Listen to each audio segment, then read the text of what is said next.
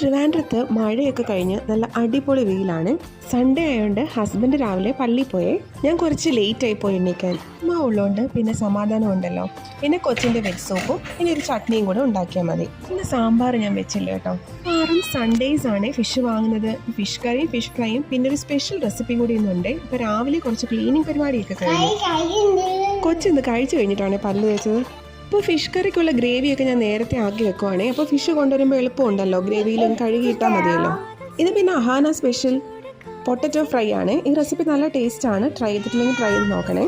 അപ്പോൾ ഫിഷ് വാങ്ങി വന്നാൽ പിന്നെ പൂച്ചകൾക്ക് ഒരു സമാധാനമില്ല കേട്ടോ, എന്തെങ്കിലും കിട്ടാതെ അത് മാറില്ല. അപ്പോൾ ഫിഷ് കറി റെസിപ്പിയുടെ ലോങ് വീഡിയോ കാണാത്തവർ കണ്ടു നോക്കണേ. വീഡിയോ ഇട്ടതുകൊണ്ടാണ് ഞാൻ ഫുൾ റെസിപ്പി വീണ്ടും കാണിക്കുന്നത്. നല്ല സോഫ്റ്റ് ആയിട്ടുള്ള മോദ ഫിഷാണ്. ഇതെന്താണെന്ന് നിങ്ങൾക്ക് കണ്ടപ്പോഴേ മനസ്സിലായി കാണുമല്ലേ, നല്ല ടേസ്റ്റ് ആയിരുന്നു. അത് ഞാൻ വേറൊരു വീഡിയോയിൽ കാണിച്ചു തരാവേ.